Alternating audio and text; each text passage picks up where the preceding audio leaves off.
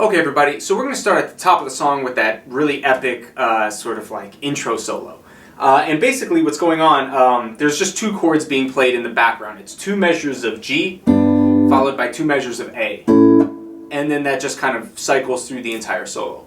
So what I'll do is I'll play the solo and then I'll break it down and show you what I'm doing lick by lick, and it's sort of how it matches the chords and fits over the chords. So this is the solo.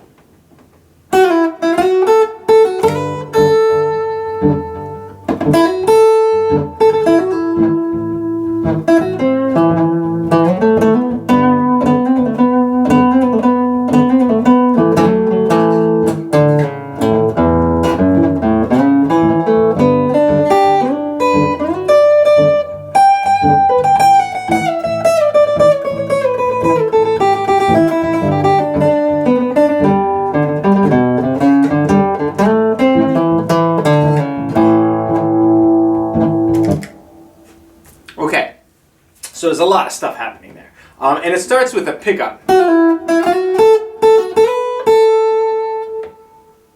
And basically what that is, we're kind of playing around with the A major pentatonic because we're going into G and it starts with nothing. So they're kind of like preemptively thinking harmonically as though they were playing over the A chord.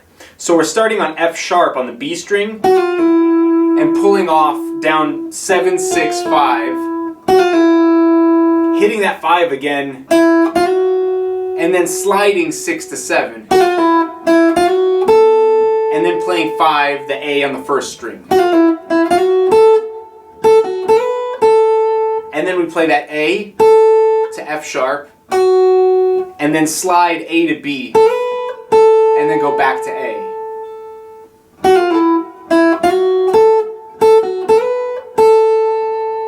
So it's a pretty simplistic lick, kind of a blues lick.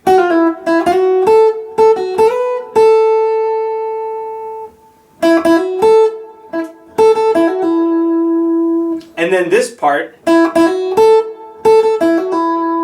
is the same idea. And what we're doing a quick, we're playing 5, the E on the B string, twice, and the second time is a quick hammer on to the 7th fret.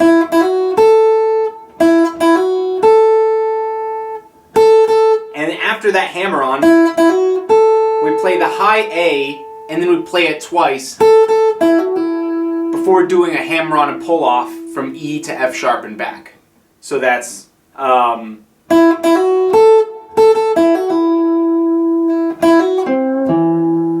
then we do that. Where now we hammer on from E to F sharp, and we go to the G string now, 5th fret, do a bend, like that. And after that bend, we play the 7th fret A string.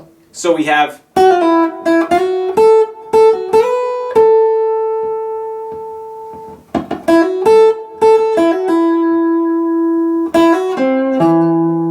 and then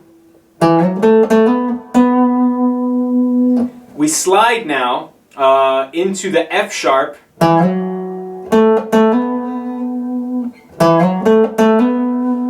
and after this F sharp,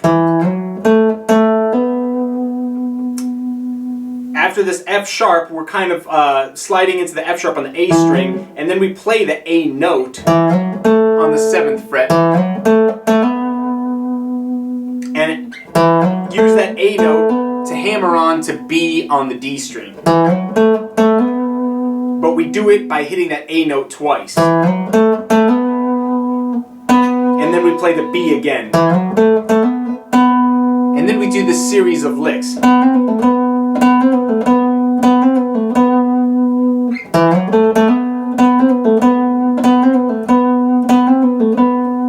Like that. So that's, and the lick is where we're hammering on 9, 10, 9, 7.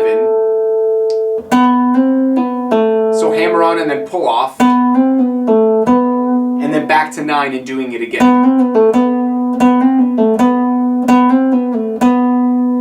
after the third time, we bar the A and the D strings and hit it twice. And the second time we hammer on the A string 7 to 9. And then hit that 7 and 9. And then take our ring finger off. So that's like...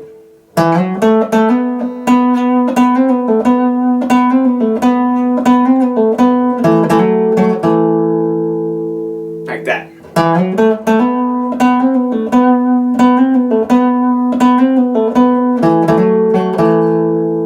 And after that, we do this this kind of like long triplet feel.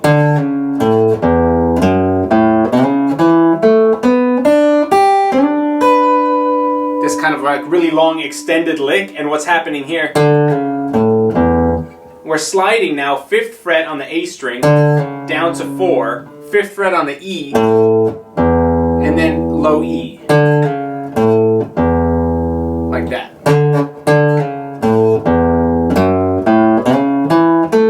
And then we play the low F sharp on the 2nd fret, open A, slide into 4th fret on the A string, and then 2nd fret, 2nd fret on the D and G strings. So that's...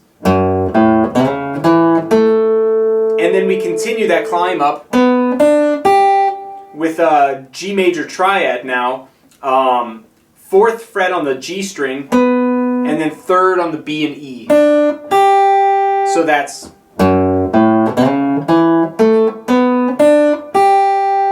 like that.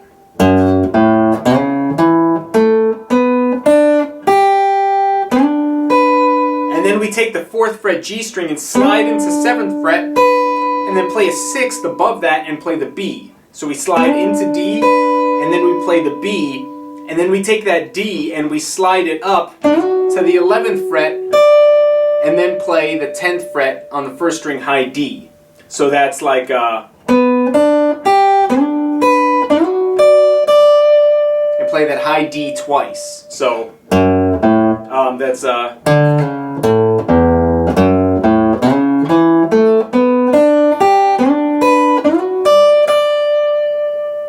like that. One more time.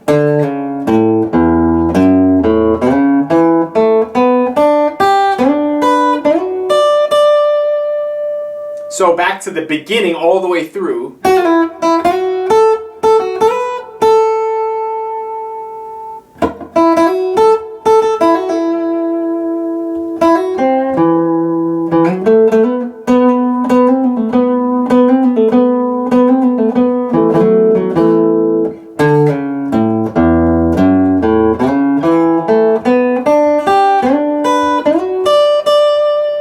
And then after that we do this.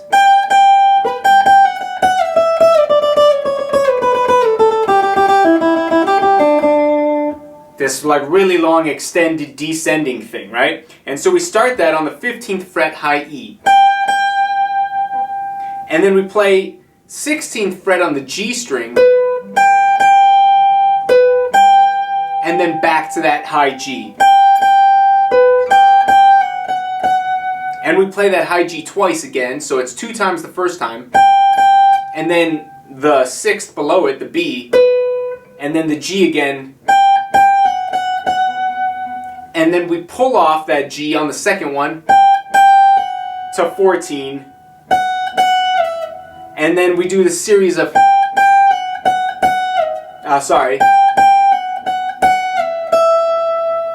And after that pull off to 14, we hit 14 again, hit it again, and slide down to 12. And then we hit that 12 again, and then slide down to 10.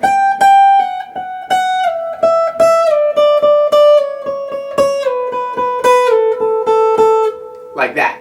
So that's...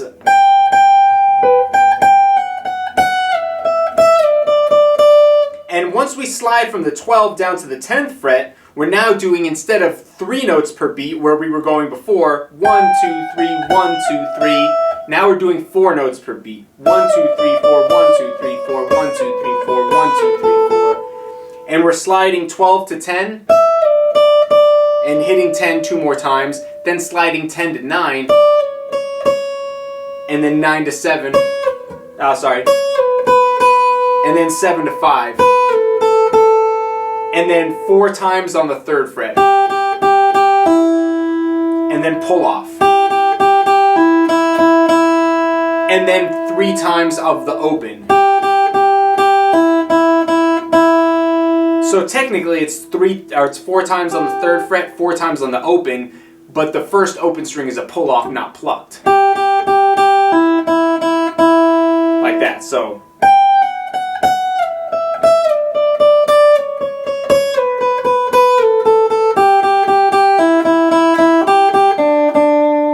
And then we play 3rd fret twice on the high E, 3rd fret twice on the B, and then we play like a little G arpeggio, B on the 4th fret G string, back to that D on the 3rd fret B string, and then G on the 5th fret D string.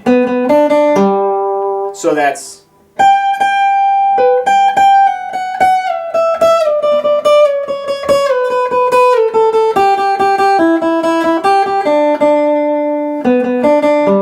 And then we do the same type of arpeggio, but now we're doing 5th fret D on the A string, 5th fret G on the D string, and then B 2nd fret 5th string. And then we climb up from that B, 2, 3, 4, 5, and then back to that G 5th fret D string.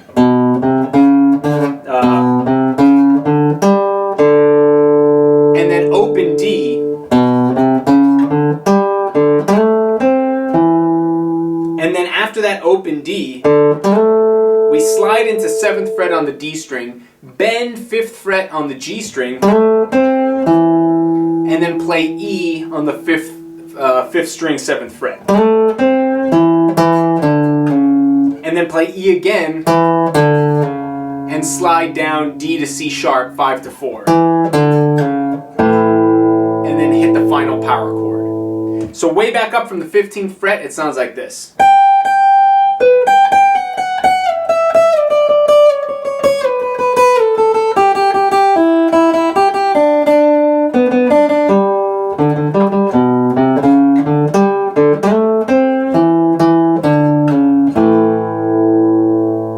So one more time, from the 15th fret.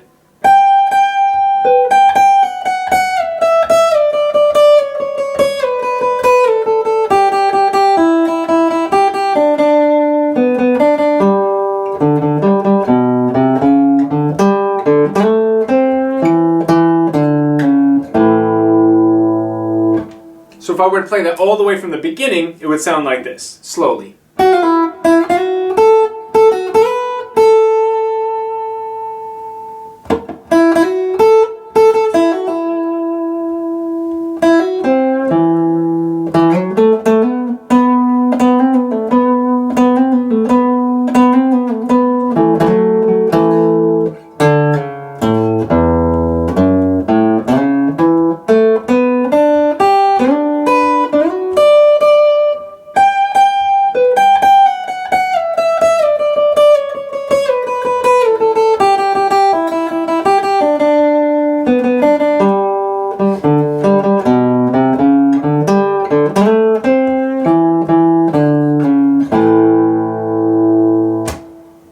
And there we have it. So there's a lot of stuff happening there. And basically, like I said, that first measure is a pickup. And then when we slide into that high B, that's where the G chord starts. Right? And then we slide like from the B, which is the 3rd of the chord, down to the 9 of the chord. So you're really kind of, when you map out what note you're playing over the chord that's underneath, you're really kind of like, you can understand it's not like insanely complex harmony, but it's not your simple blues harmony, right? Where you're playing a dominant 7 chord and you're playing the pentatonic scale over it. There's a little bit more to it than that. But for now, master these licks, get them under your fingers, and see if you can't take individual licks, take them apart, and sort of understand why they're being used at that particular moment and how you could potentially use them in another scenario, in a different key, over a different groove, with a different song entirely, right? And that's sort of how you really internalize solo licks and improvisatory licks, right?